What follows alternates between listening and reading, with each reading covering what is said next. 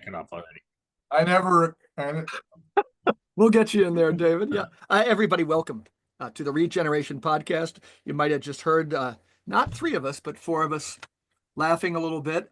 This is a show, but it's also always a meeting at its best, a meeting of friends. And it's definitely so tonight as we record on an evening in late August and welcoming back to the podcast, David Cayley, broadcaster, Ivan Illich, putting that guy on the map like nobody else has done. Again, a completely colossal body of work at davidcayley.com. And we're going to be using, I've mentioned it on 2 podcasts, David, that your essay at your blog at davidcayley.com on who we're going to talk about tonight. But before we dive into Eugen Rosenstock-Heussy, I'll say, and we'll talk about that, but we're going to refer to him, we've all agreed ahead of time, as Rosenstock. We're kind of using David Cayley's essay, and I'm going to ask David about that. But I want to introduce our listeners, too, to somebody who's going to join us again, somebody I've kind of known through her writings back in, for me, the early days of the internet, honestly, through some blogs she would put up on Robert Persing and his relevance, with these amazing books that people can toss away as just a 60s piece. But Zen in the Art of Motorcycle Maintenance, his follow-up, Leela, works of genius. And she just had blogs that really pushed characters of mine that I loved, like Vladimir Soloviev, got me to see things that I had not seen in him. She knows the world of anthroposophy well, but she's not an ideologue. She thinks for herself. She's written on many things, and I'm going to have her towards the end of the show as we wind up kind of talk about the book she wants everybody to read. And I can't wait to, because it's about her life.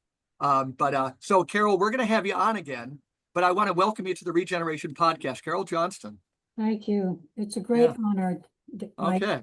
Again, I can't wait to get to know you better and tonight to bring you in because you know more about this guy who's so multifaceted.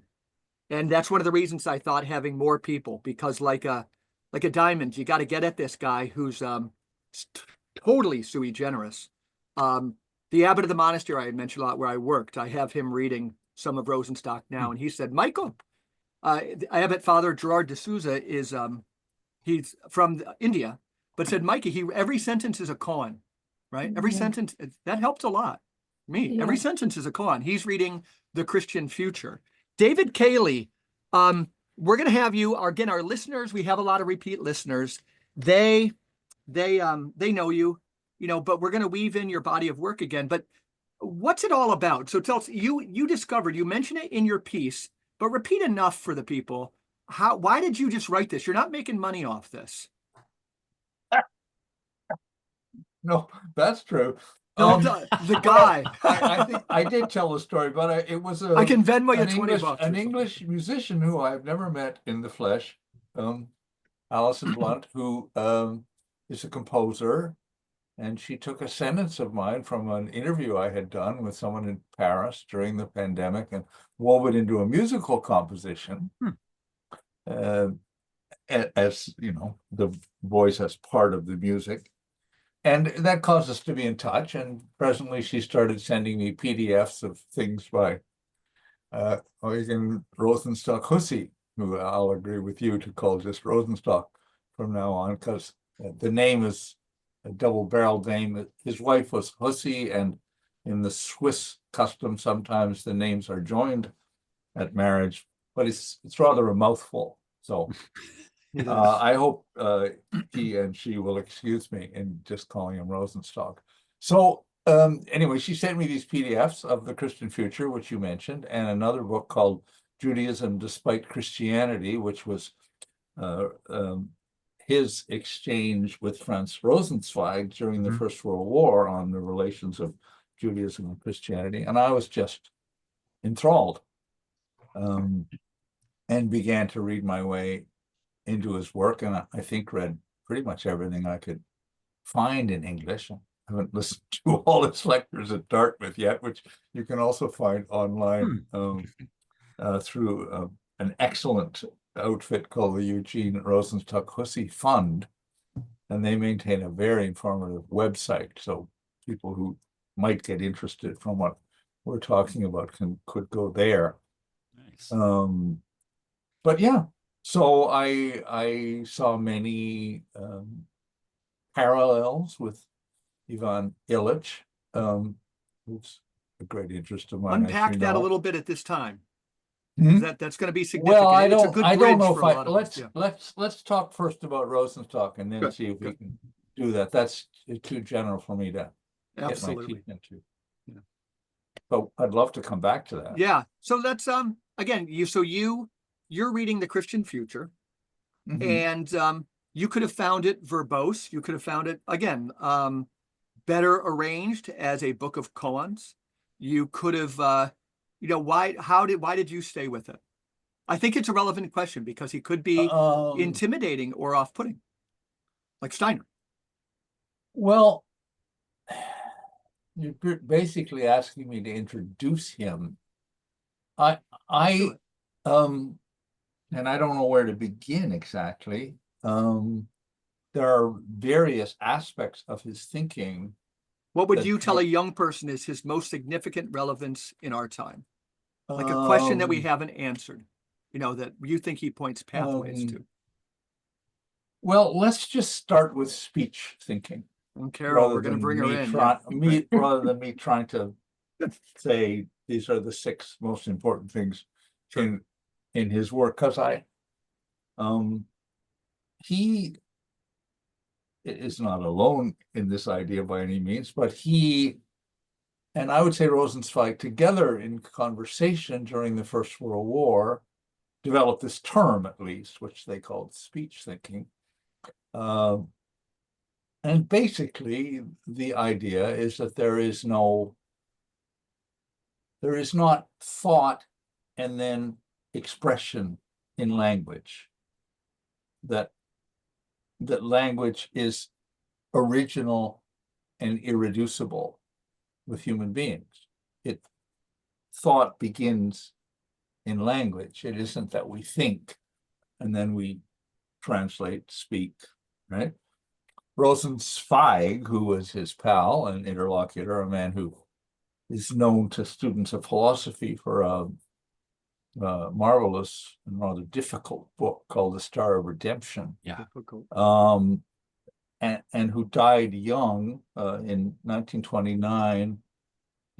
He got a motor neuron disease, that Lou Gehrig's disease, it's sometimes called, after writing the book. And his friend Rosenstock believed that he literally spent himself in that book, that he literally gave everything. But whatever is the case, he I was given examples from him. He in a book of clarification on the Star of Redemption contrasts what he calls the thinking thinker. So let's say the philosopher, the thinking thinker possesses his thought, has access to his thought perfectly. He translates it into speech, possibly with difficulty or resistance, but essentially his thought is there, present to him or her, and is expressed. And Rosenzweig contrasts that with the speaking thinker or the talking thinker who basically discovers his or her thought in speaking, in interacting. So the implications are, first, that we need to wait for the other one, that our thought is never complete. It's never simply there and we express it and that's the case, that's the truth. But rather waiting implies time. It implies that things emerge in time, and that we have to wait for them, and that we're also waiting on another who may complete, contradict, extend, develop, return our thought to us. So the truth is never complete. It's never full in our minds or in our mouths. So that's a beginning. And Rosenstock says the same. And so that's one aspect, Yeah, what and he that's calls, where what he we calls will. speech thinking. And that's a funny idea in the sense that it it sounds commonplace, but of course, but isn't this what 20th century philosophy was all about, the linguistic turn and so on, right? Everybody knows this. Well, but it's one of the things that everybody knows and nobody knows. And I think that's because we have what we've learned.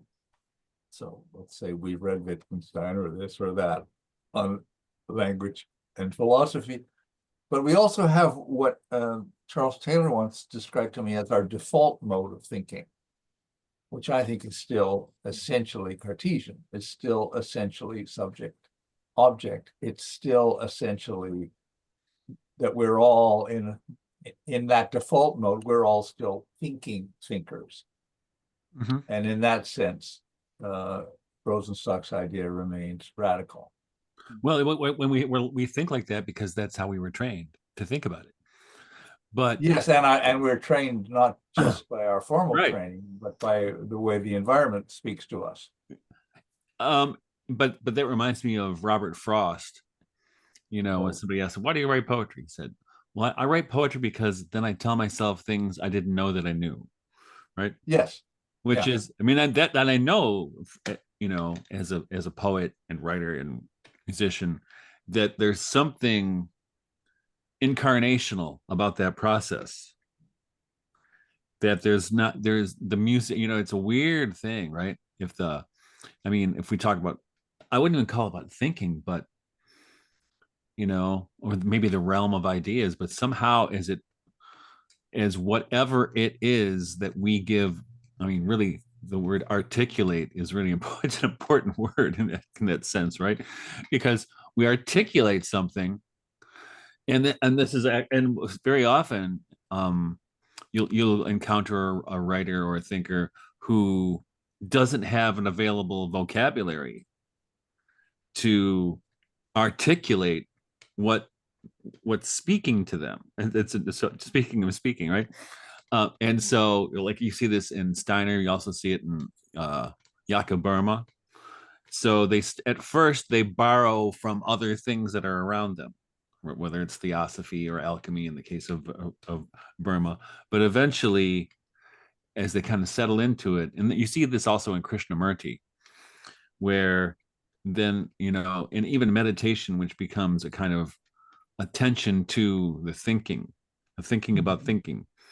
It's kind of an interesting moment that, and this is what you know, and I think I have less experience with Rosenstock than with Rauschenweig, you know, but there's even in him, and this is the weird thing in him, he's writing as a Jew in defense of Judaism, but it's so, there's a part of it that's so Christian, it's inescapable, right? But that was the interchange. They had a very interesting interchange. And in the introduction, when Rosenstock presented their correspondence to the public, and it wasn't until the 1960s, if I'm recalling well, that he did that. He says that they exchanged life rhythms. Right? In effect, they became one another. Right? Oh, wow. So he speaks of a very deep relationship and a very an interchange, which is really an interchange of becoming the other one, or at least being in the other one's position. So yeah. And so I mean, I think that is, and Rosenzweig, when they first met, when he was professor of law, on the history of law at the University of Leipzig, and Rosenzweig was his student, although he was actually older. But Rosenstock was a very young professor, and indeed the youngest in Germany at the time. Rosenzweig was teetering on the edge of conversion to Christianity. I read that, yeah. But he recoiled in in the dialogue with Rosenstock, or not recoiled, that's wrong, retrenched perhaps Yeah. on his Judaism, but it was Christianized Judaism in the same Absolutely. sense that you would speak of Rosenstock's Christianity as Judaized Christianity. I mean, there was that exchange of life rhythms, Yeah, I think I like that. as they said.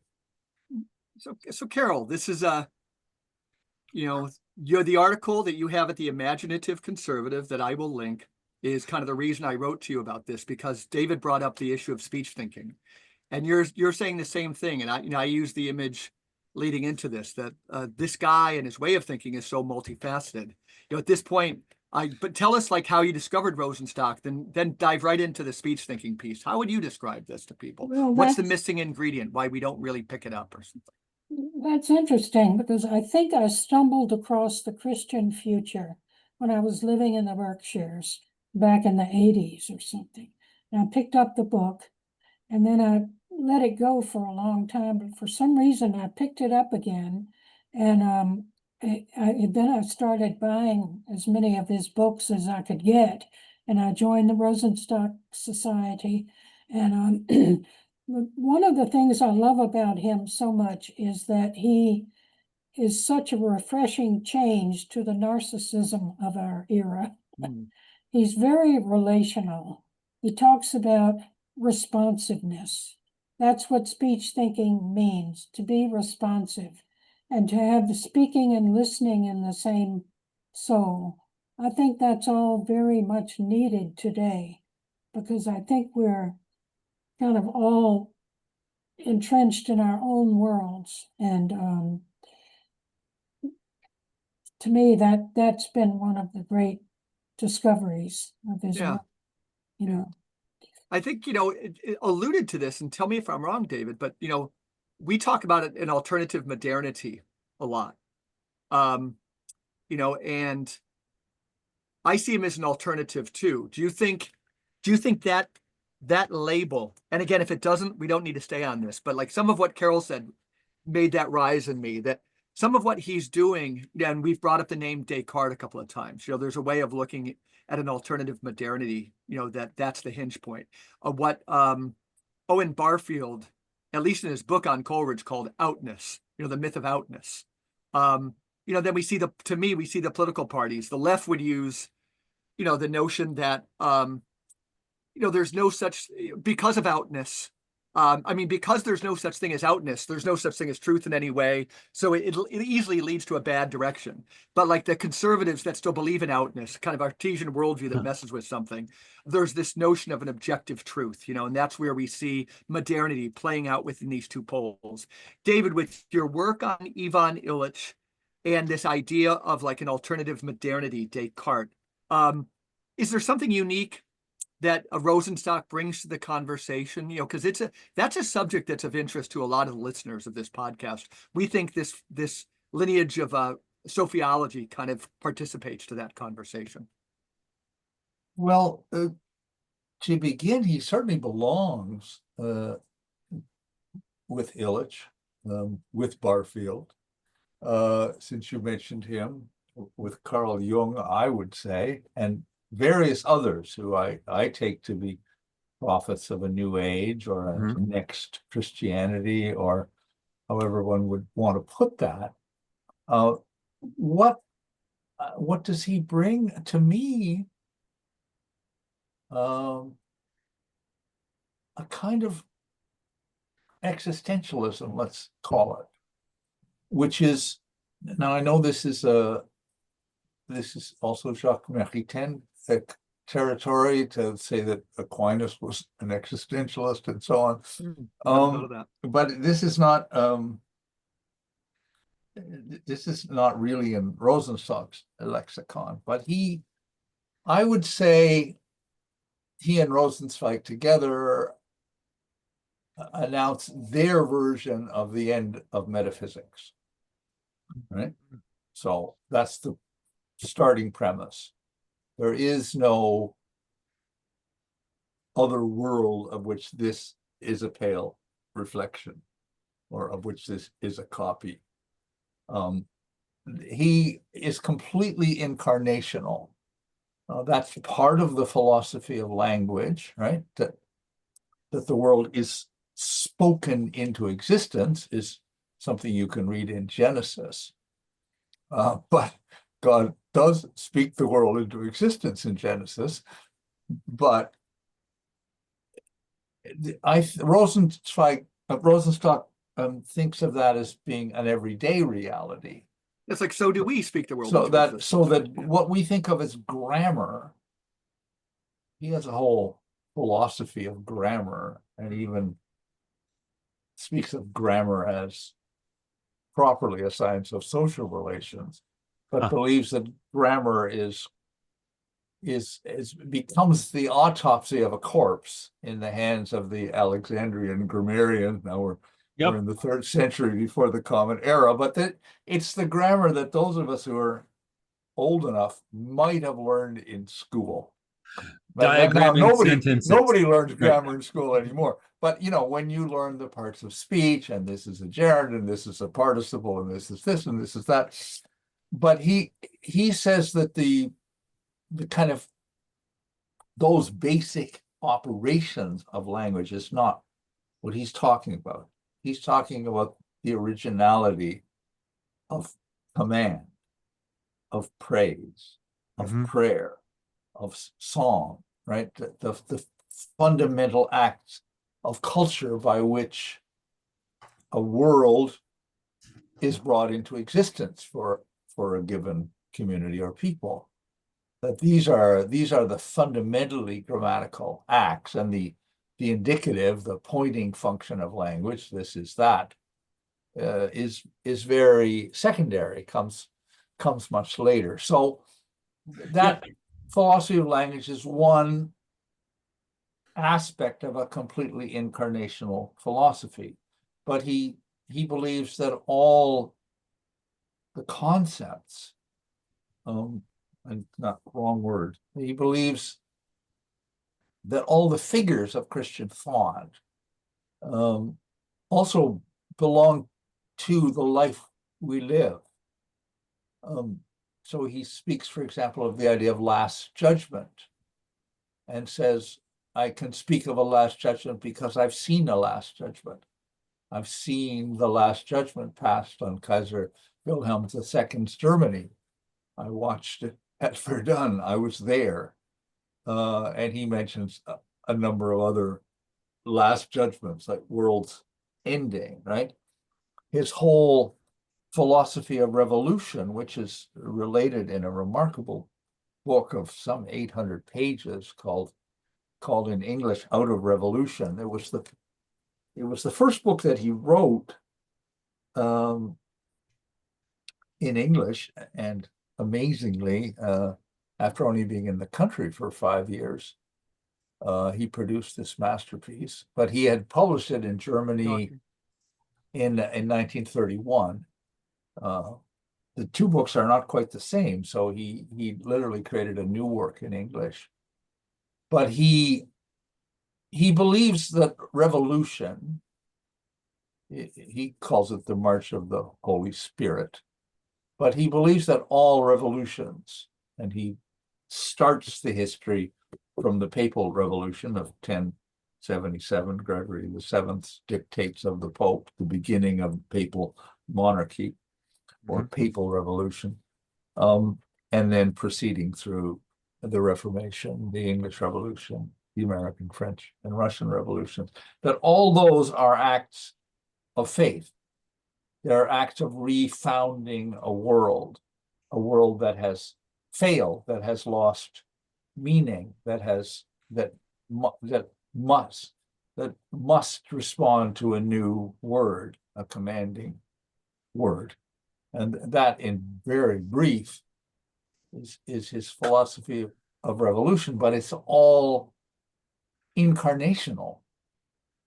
It's all actually taking place in time. So that would be the other thing that I want to mention, Mike, because I couldn't really answer you at the beginning. Sure. Yeah. Is that he is a radical philosopher of time. That we live on my reckoning, and here I'm a pupil of a Canadian economist called Harold Innes, who was the preceptor to Marshall McLuhan and others, Eric Havelock.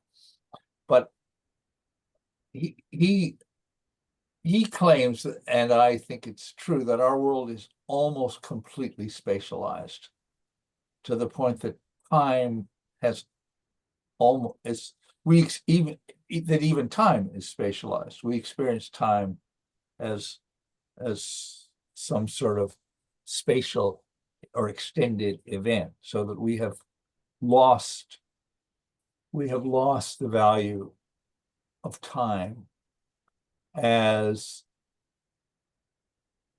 the horizon of our understanding, as what encloses us, not as an illusion, not as a mistaken impression, as Spinoza says, but as the medium and horizon of our action. So it's, I don't know if I'm getting to the point I want to get to. Okay. I think that, so that everything depends on the right word at the right time in the right place. The world changes when the right word is spoken by the right person in the right place at the right time. It can only be done then, right? It is the time, and he believes that is the import of the incarnation. Now, that's not a new idea either, right? You can read that in Mercia Eliada, that Christianity's great innovation is to valorize time, right? Wittgenstein says that the apocalyptic view of the world is that things don't happen twice. Time doesn't circle, it doesn't repeat, it's now. The moment of decision, the moment that will never be again, is now, and what happens now is what matters. Yeah. So he's radically incarnational in that way, as well. So I think I'll. Well, that's interesting. I mean, that reminds me of a couple of things, but one in particular is in Parsifal, when he doesn't speak and he knows he's supposed to speak, when he sees the wounded king and he's thinking, wow, I should. Right question. And he doesn't ask the question, and then he's upbraided for it afterwards. And it's speaking of apocalypse, right? It's though, he just condemned the entire world to suffering and despair, though he does get a second chance. But that the lesson, and this is such an important lesson over the last 5 years in particular, when you don't speak and you're supposed to, and which means you refuse to help the eschaton. You know what I mean? It's like you're not participating. Yeah, well, I would say that's pure Rosenstock. That's definitely his understanding. And that distinction between names and words, that he raises, that names are the things that change history, but in this Ahrimanic, technologized ante, what we're left with is words. That I see a lot of poets, from Pavel Florensky to others, the poetic symbol of just dead leaves swirling around is so commonness. Caryl, what are you hearing? What are you reacting to? Because you have a lot of different facets. Like, again, you're it's kind of a sui generis thinker yourself. Well, poetry has been kind of was my beginning. And I was living in Charlottesville back in the late 60s, and I visited the Noonday bookstore, and there was a book on the shelf called Poetic Diction by Owen Barfield. Yes. And that changed my life. That is an example of what Rosenstock means by imperative, the imperative. So I decided to move to Boston and learn about who this guy Rudolf Steiner was. And it eventually led to me meeting my husband and becoming a mom. And it just made my life, and so to me, I learned a lot through Rosenstock's grammatical approach to life, especially with the imperative, and it has meant a lot to me. Wow. That's a Yeah. beautiful story. Yeah. Yeah. Related to this, David, too, is well, again, like this distinction between names and words that he seems to make in the Christian future. But an insight I've been thinking a lot about too, whether it's pertinent, because I want to talk a little bit about what Rosenstock means when they say he's a universalizing thinker. This idea that I think we're at the end of an epoch and something we might call religion. We'll all find a way to talk about this. But the idea of an interfaith organization or the gospel seems to allude in some places that the gospel might have been designed to, to ferment these other things we call religion. You and I, David, have talked, about Christos Ioanouros, who uses the category of religion in a different way. So I want to talk about the universalizing aspect of his thought, where the ferments are, or what your response to, or how you might describe that. But also, something I kind of wanted to mention is that when we think, a lot of young men listen to this podcast, and that I was talking to my son a lot this weekend.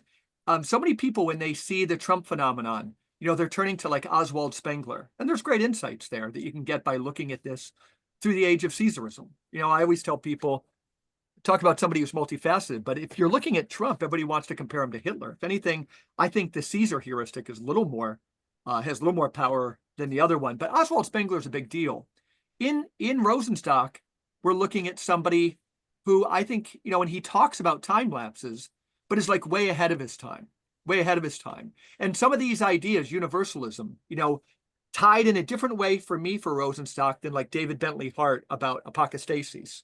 But in this poetic worldview we're looking at too, that's this other epiphatism, as Ioanouros sees it, is not this notion of the West. But David, with something I've said, this idea, a lot of young people, if this is the end of an epoch, Rosenstock says we always have this like congenital time defect, and only if that weighs into your response. But a lot of people would be interested in a thinker who talked about a universalism, which is different than like a bland interfaith, right? The gospel was central. The incarnation was central for this guy. This is something that he and like a Steiner would have in common too. But what do you're a much better thinker and speaker than I am. This universalizing tendency in Rosenstock, that he has a message. Well, this is a stab at answering. He in a book called The Fruit of Lips, in which he reads the Gospels, but in a number of other works as well, he takes on the meaning of the incarnation, right? So he says, and that all the streams of humanity flow into the incarnation, and are lifted up there, but also canceled. So by streams, he references the tribal stream, right? So now he's generalizing there. I'm sure his anthropology would be questionable to many, but he basically says the tribal stream honors its dead, but fears its gods. He speaks of the temple stream, so the opening to the cosmos, but then becoming transfixed by one's own cosmograms, as it were. He speaks of the poetic stream, the feeling for nature. He says that in the end, he says that Jesus is the human being. Right? I think that the representative of humanity. Yes, he is the universal. He is the first human being. The term is problematic, obviously, but the theologian Walter Wink has a book called The Human Being, which is derives somewhat from Jung, and but traces out the history of this figure of the Son of Man as it appears in the latter part of the Old Testament, and then is adopted by Jesus.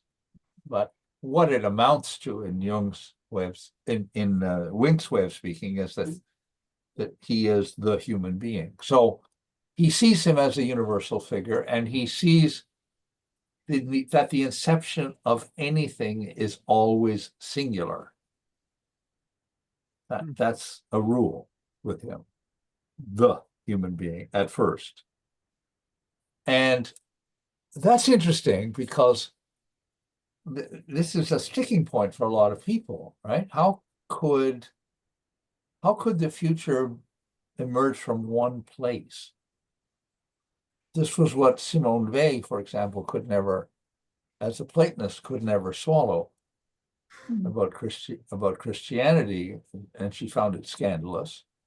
How could there be no Christ before Christ? The Christ must be a universal presence that, yes, is incarnated and epitomized in this one person, but it must always have been there. It can't be that the religious genius of one people, the chosen ones, eventuated in this universal, this inception of universality. I think that requires a lot more talk than we can do in one podcast. But it is very clear and clarifying in Rosenstock that this is the inception of humanity as such. And I think he does believe that we have a destiny to be humanity as such. That is ultimately where we must go or destroy ourselves, which seems much likelier. But he's a very upbeat guy, in the opposite of a cheerful, of a boosterish sense. He's a man of courageous and inspiring faith. But does that even begin to talk? It get does. to what you're And talking about with universality, Mike? Yeah, and the idea that, and you get at it, one of these, and I'm interested in Michael and Caryl too, but I suggest a yearning that I perceive, is, the politics going on right now with immigrants and migrants and so forth. And yet one of these things he really believes is that, like, we've crossed the threshold into something universal, which doesn't mean homogeneity. But he has this idea, like, the Catholic Church seems to me to be in an epical transformation again. It just happens. We'll call it a rebirth. Some people see the death, but it's one of Chesterton's 5 or 7. And this universalizing tendency, when you read him, again, you get this sense that from the get-go, there could have been not just an alternative modernity, but an alternative, like, period of history vis-a-vis, this notion that the gospel, the Christian ferment, could have blown in the wind to other cultures at that point. But, like, what we have is it was kind of monopolized by, this form of the one structure. And, that I think we're at a threshold about where we go next to the Catholic Church, if the word means universal. And we also have, related to the anti-metaphysical stance of Rosenstock, we have everybody talking about universalism in the next life, right? The Catholic left wants to assure everybody that, we don't care. The great secret is, and it's going to fill the churches, but if you let everybody know they're saved no matter what, right? And which is true in one sense, or we're allowed to believe and hope for that, as von Balthasar suggests. But when you have a very anti-metaphysical thinker, somebody who's very incarnational, what's next at this time if we're going through epochal changes? I think when we look at somebody like a Christos Ioanouros, we might have seen an original core of a message then a religionization for a period of time, and we might be at an epochal moment that it congeals or something into another institutional form, depending on the crises these things place. But a lot of young people feel some of the fascination with astrology, the relevance of the symbolic phrase alone of the age of Aquarius.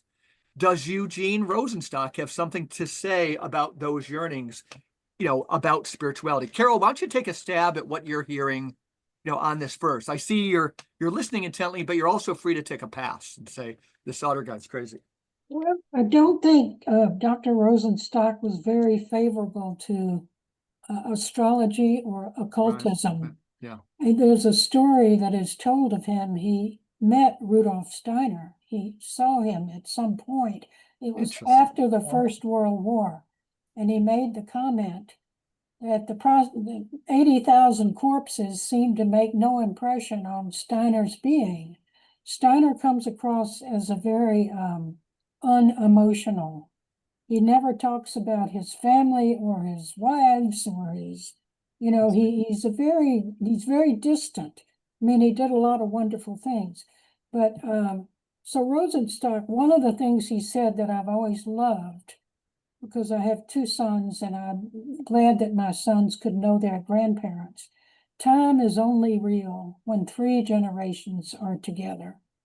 And it meant so much to me that my kids were able to know their grandparents. And I think a lot of people today don't have those kinds of roots. And I think Rosenstock was very conscious and aware of that level. And I've appreciated that about him very much. So, but that's just one aspect. He was an amazing mind, no question. Yeah. And again, if I can rephrase this in one simple way, David, it's just the question about, is there only salvation within the church? What was his view of ecumenism? It was a different view of ecumenism and interfaith, wasn't it? It had something to those conversations. He says, you will have read this in the Christian Future. He calls the future church a listening church. And he says that it may not have the name of Christianity at all. Right? He really try and answer your question.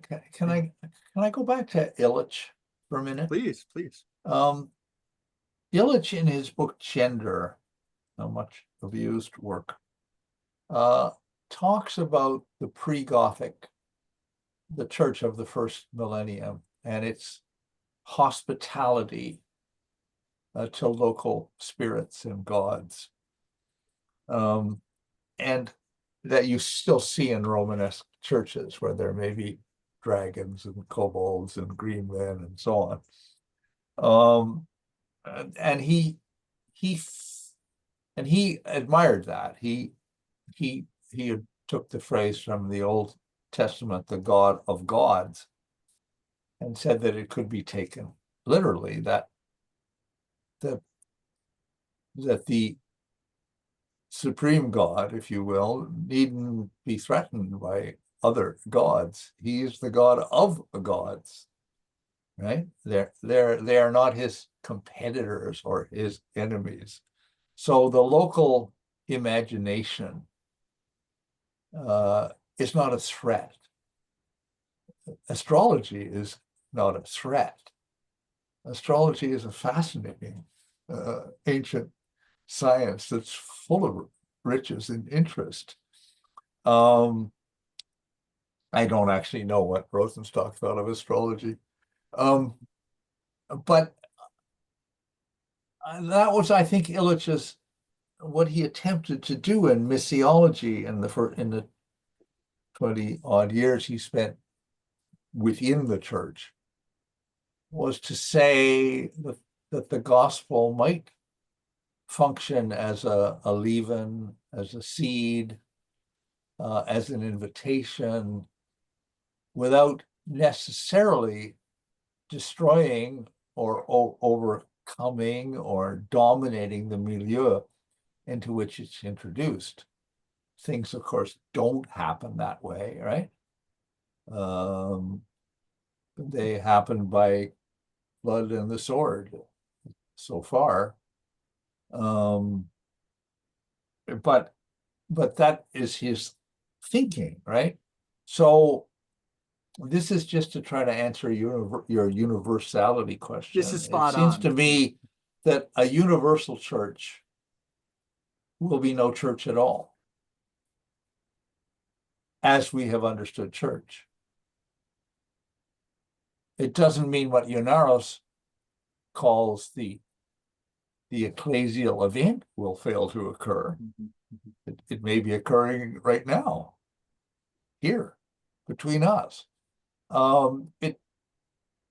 It doesn't mean that celebration, in Illich's sense, that celebration is the essence of the gospel, right? That,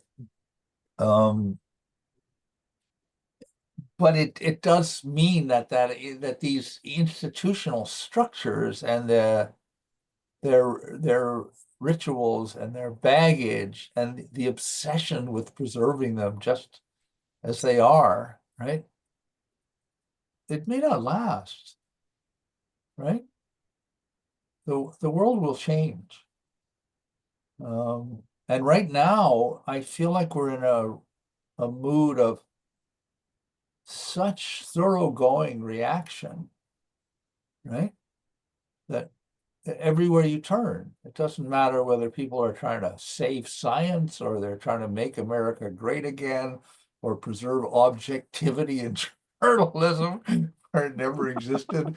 You know, that the mythology is thick and confusing and disorienting. Everyone wants to get back, right? To the point where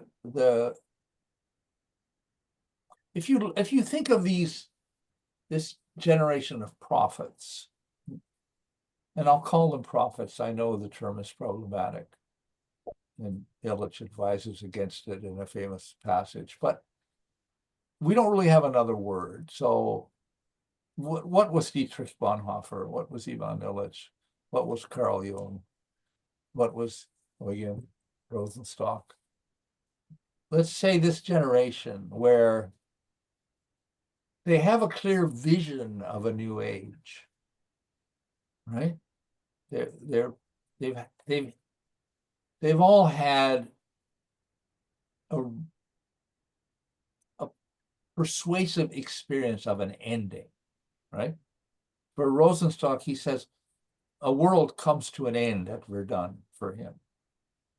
He would be a liar and a fool not to face up to it.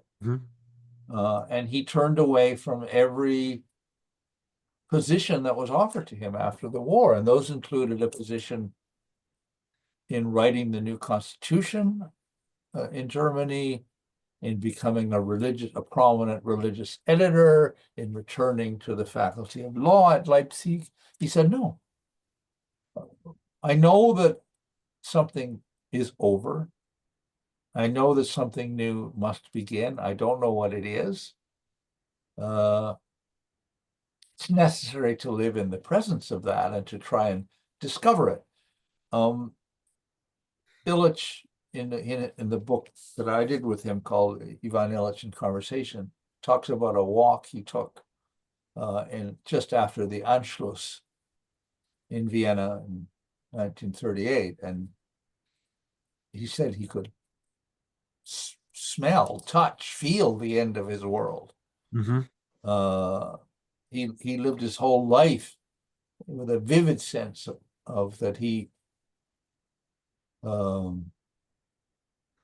was a relic, but also the beginning of something that he didn't know what it was.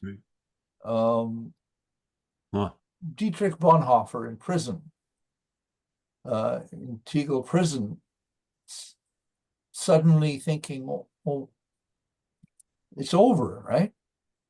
There'll have to be what he calls religionless Christianity. Well, he doesn't know.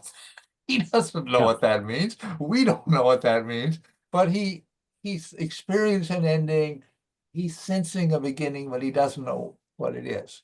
Hmm. So I don't want to keep multiplying But it examples. was literally some of the But best all these radio people, ever. Yeah. but now, and I think even those of us who are old enough to remember the 60s can remember that sense Yeah. that a new age was dawning, right? Mhm. That this was a moment of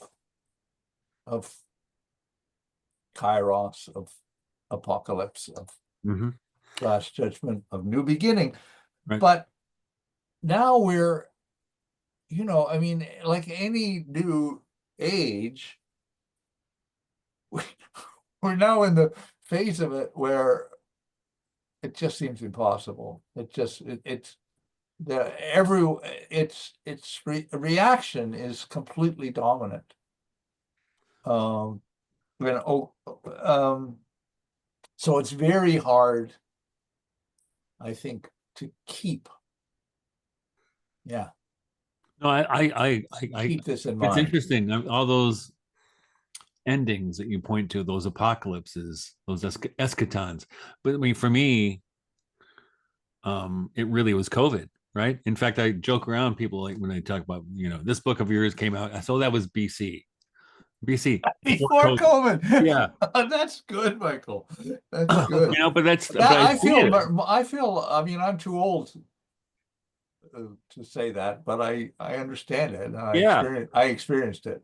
Well, yeah, I speak and I watch it with my kids too. I mean, it's really, interesting to see how my kids who are already out of, adults and in professions already, it didn't hurt them as badly as it hit the kids who were in high school, middle school. No. It was really devastating, and in college still at the time, it was devastating to them. I still don't think some of them have recovered. And I also look at what it did to all the institutions and people's trust in these institutions, including the church, right? Yes. So I would say that for this generation, that was their World War II. It really was. Which is an interesting thing because not a lot of shots were fired, right? No. Well, There were no explosions. I have questions for you about that, but I don't want to derail the Rosenstock conversation. So over to you, Mike. Yeah, it was just like Caryl. No, I mean, this was David when you were saying belaboring the point, and Michael, I was so glad to hear you speak. I thought what you were riffing. I think you were a musician there, and we've had you on many times, but that was some of the most interesting reflections I've heard. By the way, one of these days we have to have David and me jam. Yeah, I know. No, but this is where we are. It felt like through your voice, this pulsating these questions. Is it Christianity? You and I, from Illich to Yanaris, is it, calling it, you talk about Illil, calling it X. I talk it, I've been pretty consistent now for 6 months, but it only matters to me talking about a religionless church, not talking about a religionless Christianity. That actually still takes me pretty far. I can ride that wave and answer a lot of questions. A religionless church, the people can do their own, they can do whatever they want to, coming together for their rituals possibly. But, I do have the mass and so forth, but this kind of overly fetishized thing. But again, it takes me pretty far, but not endless. Caryl, what are you thinking? Because I think this was very rich conversation. I could have timestamped the beginning and end of David's piece there. And it's, I insist it's what a lot of people are thinking about right now. Well, I feel like he was saying we're kind of in a new epoch, but there's a sense that this epoch doesn't have much character yet. I mean, I feel like people are not speaking, they don't honor their words. I mean, I love to do music gigs in nursing homes, and I go to the nursing home and I say, do you like somebody to come over and play the piano and sing? And they say, sure, we'll call you. Do I ever hear from them? No. I mean, it's like people say things that they don't mean. You know what I'm saying? And that really bothers me. And I don't know if that's new, but I think it's gotten worse in the past couple of years. That's all I'm saying. Mm-hmm. Yeah. very tied to this theme. But, David, I would say this is the invitation to go where you wanted to go with Michael, because, if for the listeners, we can revisit Rosenstock too, and we will in this conversation, but people are getting a sense for him. But we're talking about things very relevant. Say what you were going to say to Michael. Well, I can actually make it related because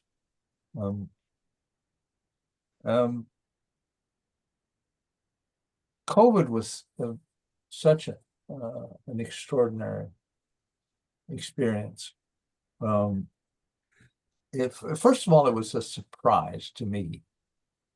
And now it shouldn't have been a surprise, as I later wrote, that this is what Illich probably would have predicted, and that we'd been practicing, we'd been visibly practicing for 20 or 30 years, all these postures that then suddenly were operationalized seemingly overnight. But it asked something of me, and as it probably did of you all too, and that was to take it on, to say, wait a minute, this is not right. This is wrong 6 ways from Sunday, right? From leading people to die alone, to lying about what science is, even from a lifelong critic of science. I mean, it was atrocious to have something that couldn't, by definition, have the slightest science connected to it, was called following the science, right? All the rest of it, the governing of the world as a whole in the completely wrong way, the savaging of, let's say, African countries. I don't know if you followed this, but say it. I'm not so familiar. Thomas Fatsi and Toby, I think, Green, an Africanist, did a wonderful book called The COVID Consensus. But there it describes the situation of the Gambia, a small country in Africa with a very young population, mainly living outdoors, for whom COVID was maybe the 4th of their public health problems, certainly far behind malaria and tuberculosis. They were forced into this regime, this ridiculous regime, to the point even of not planting crops that year. I mean, you ruin towns, you ruin countries, you ruin people indifferently in order to promote this vaccination paradigm, to test out your, I don't know what.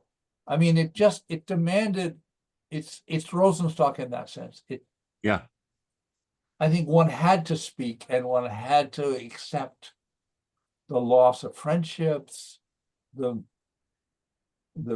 divisions that it introduced, the misunderstandings, to say, no, this can't be, this is wrong. And the confusion into which it finally threw our politics, right? So in Canada, this freedom convoy business, it's still going on, right? Yeah. We have 2 of the so-called leaders who weren't exactly leaders when it began. I mean, it was a classic public. It was an incipient public. It was bubbled up. It didn't have any determined shape. It didn't have any predetermined leaders. It was a swelling out of the Canadian political unconscious, if you like. Yeah. And my old colleagues at the CBC just wouldn't have anything to do with it, right? Wouldn't touch They it. instantly knew that they rejected all of this, that these were the wrong kind of people saying the wrong kind of things, right? And it's still completely a polarized landscape.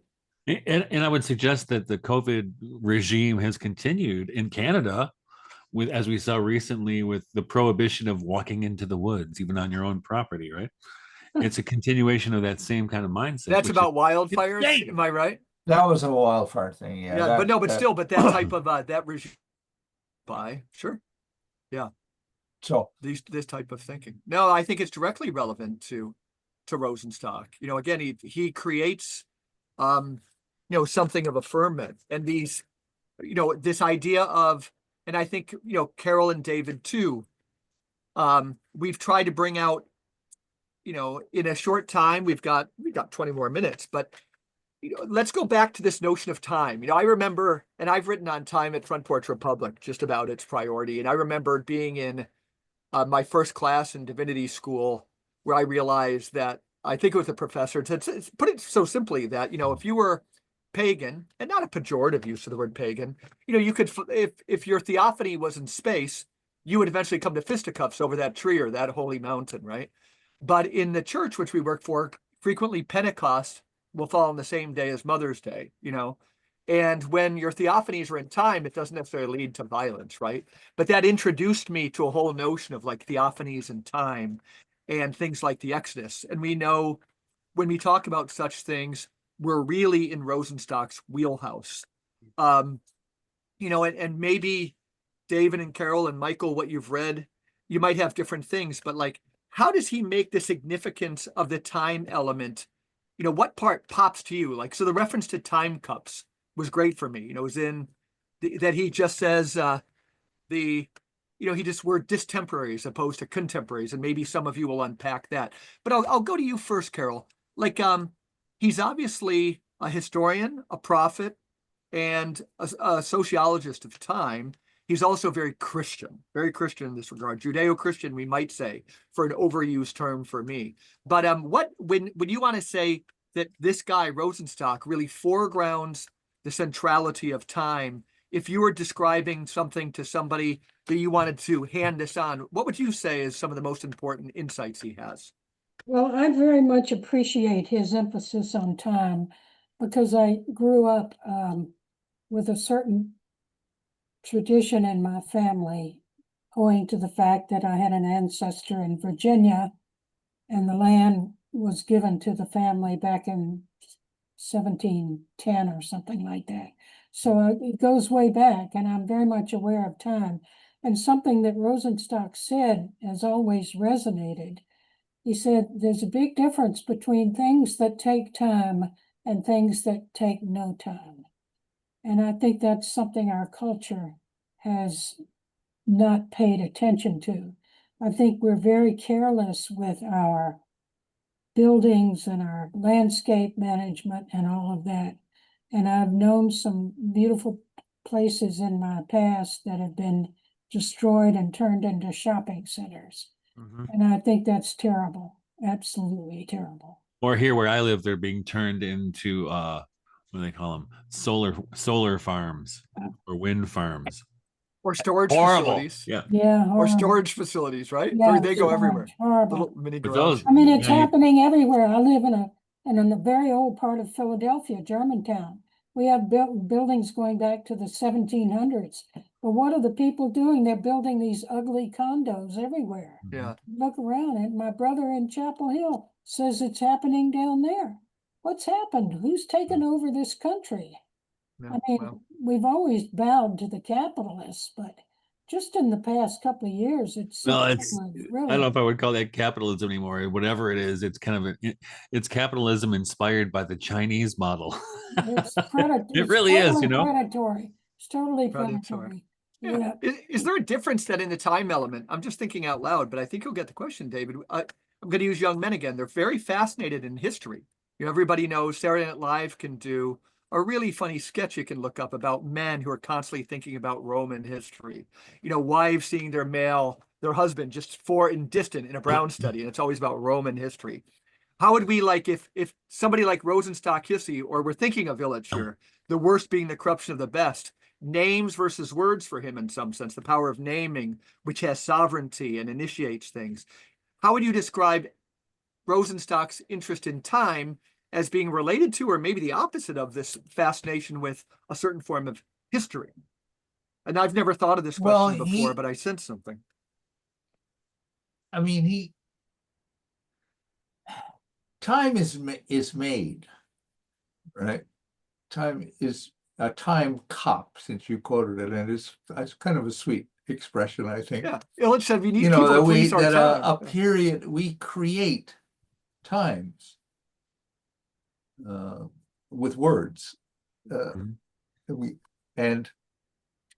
And they have qualities, they have possibilities, and the way they're made to an extent is determined by how they're made, right? And they will fail. Words fail, concepts fail, forms of social organization fail and have to be renewed. So time has a character. Mhm. It has an inexorable character. I mean, that's part of his philosophy of the right moment. If there's a right moment, there's also a wrong moment. There's a moment at which you can't do something. And he even, in his philosophy of revolution, he speaks about the kind of molten period, let's say, when I mean, if we just take the United States, right? 1776, the Americans go into a war with the British. They are British, basically defending the rights of Englishmen. And they come out of it 7 years later as "We the People," Mhm. an astonishing speech act. Yeah. Never before spoken to my knowledge. How did they become "We the People"? Well, they became "We the People" in the crucible of that war. And he speaks of that, and you could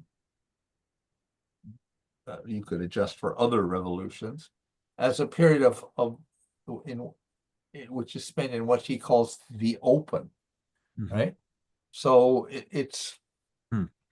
it's a kind of molten state which has not yet hardened Interesting. into a form, but it will harden, and that form will be for the time being will be determinative. I mean, you're a people who virtually worship your constitutions, as one It's looks on interesting. from another country, but it wasn't there before it took shape in this, Right.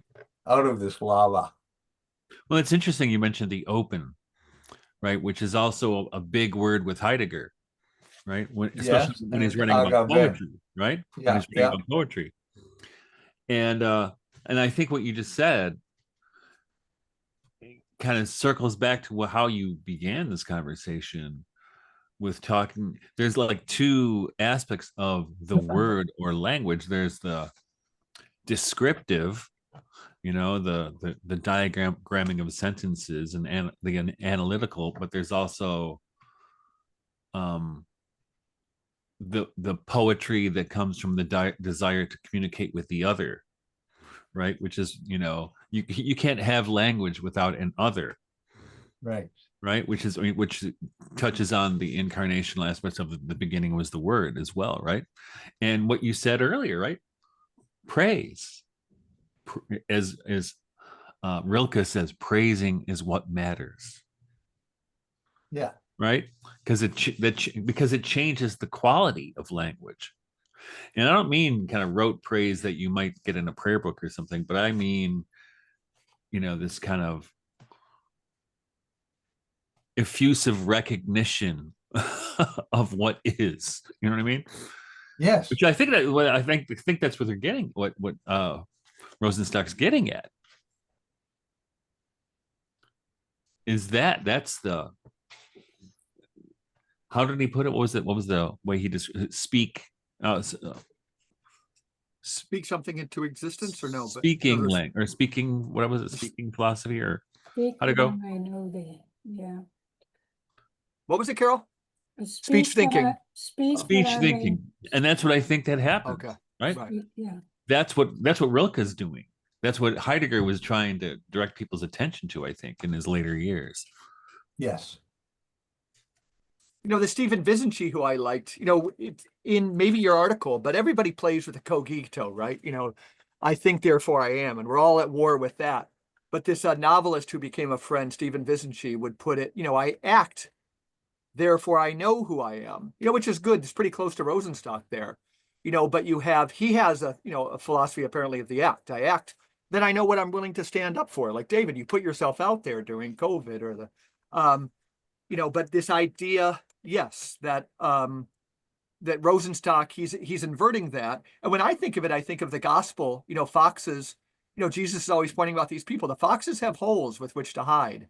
Or Jeremiah, they talk about people who, are in a well. Leon Bloy accused Schopenhauer of looking through the world through the bottom of a well. But all these different ways to get at the vantage point, this Cartesian vantage point, which protects the security of the person, but this dialogical language that, you kind of speak yourself into existence. This seems to be the central thing. Let's, as we get close, because it's risky, but I do because I want to go there a little bit, is, and all four of us could say something, vis-a-vis, let's take a stab at it. We have this cultural critique. Jonathan Haidt's book on screens, our church, a lot of people read it. But let's just use what we all think about, the ubiquitous use of screens and maybe, the effective screens. If we were looking at a culture, and it might go back to the first question. If it sounds too close, I do apologize. But if we're talking to people about screens, does Rosenstock have a unique word to add to that conversation? And I'll begin because I don't have anything insightful. But it is in the area of schooling, and I've said this on the podcast many times. But so many schools are, it's seen as heroism in this country, and I'm glad they're doing it. But our local school district is ruling out, phones from this point in the day to the other point in the day. And for some reason, I think that's part of the problem. But I'm so much of an Olympian that I think the problem of screens in school, they almost seem necessary to me. But the opposite isn't schools without screens. It's nature. It's nature. Something that speaks a different language. But to this ubiquitous problem of screens and things, and I'll start with you, Caryl. Does Rosenstock have a word to say? Well, I think the screen era was a little bit after his time, but he did have very grave reservations about what he called a speechless future.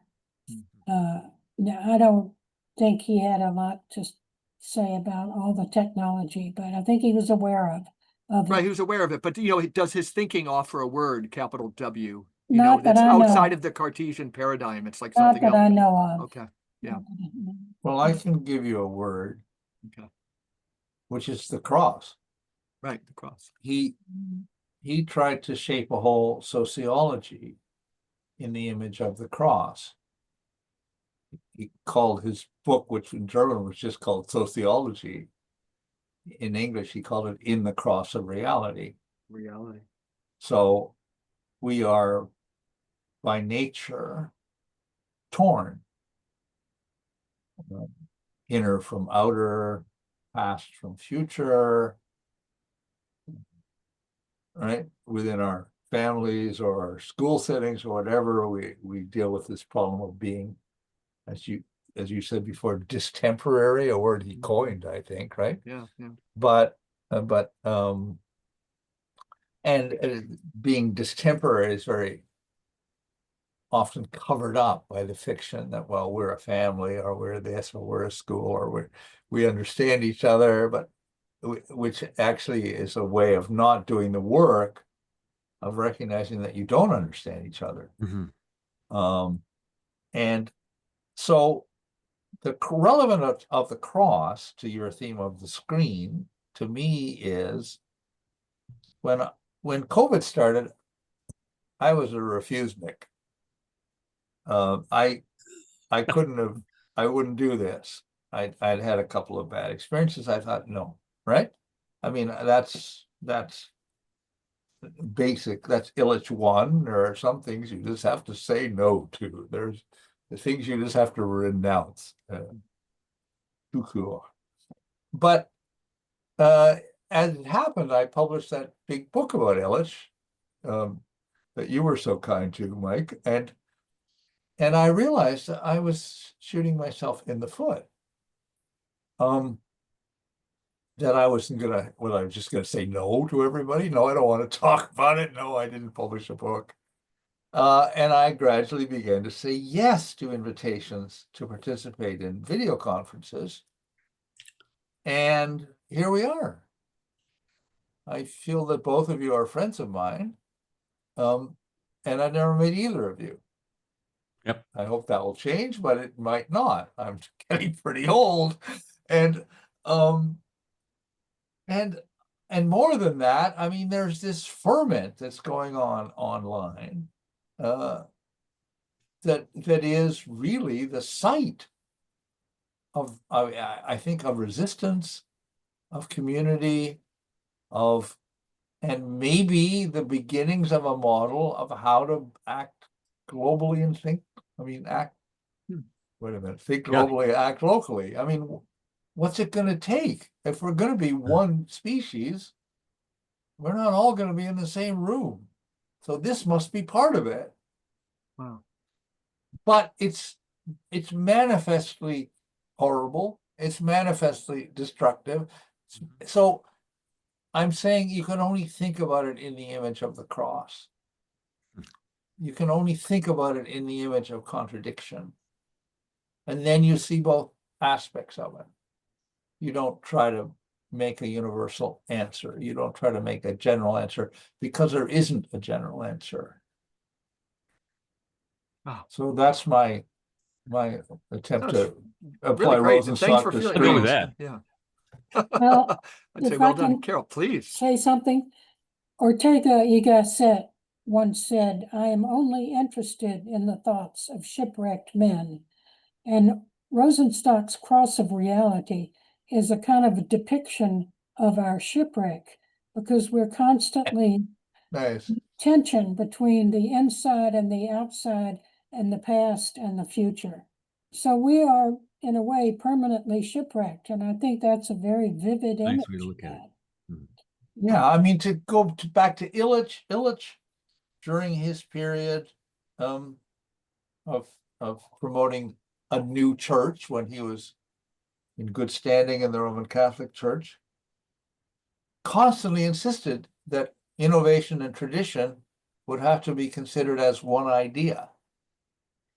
And it didn't make any, I don't think it made any sense to people, and maybe it still doesn't, but I think that is a living example of the cross of reality. It's a poetic utterance. Of the, and for me, Carl Jung is important here. Yeah. Yeah. Insisting on the opposites. But that's a theme we need to develop another time, probably. Yeah.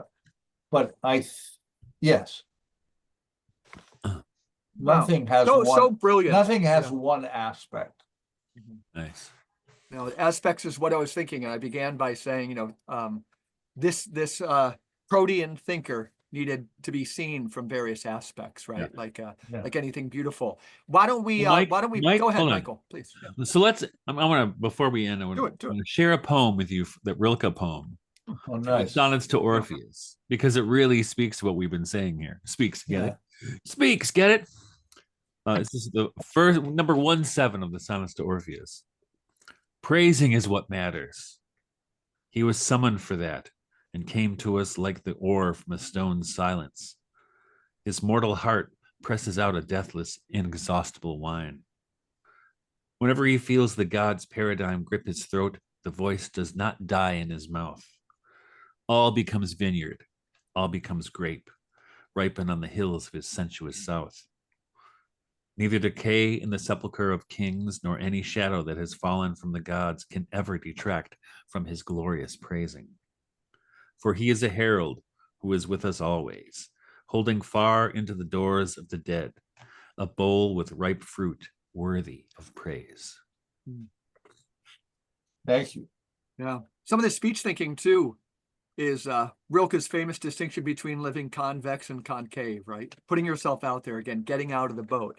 Caryl and David, you're both kind of have projects where if you're willing, and David, I haven't seeded this with you, but I'd like you both have projects where I know, Caryl, we're going to have you on again because your story.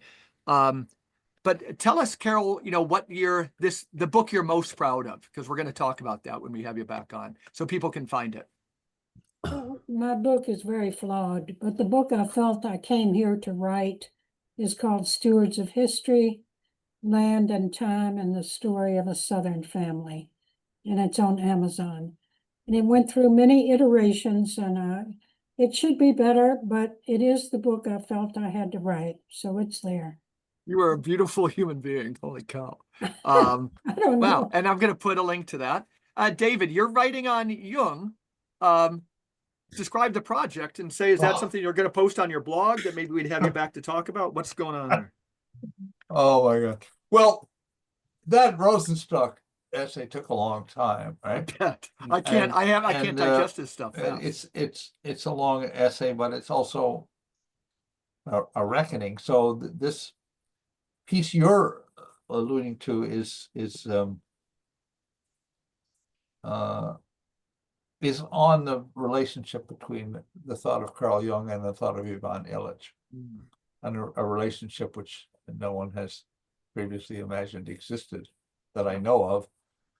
But Jung was important to me in interpreting Illich,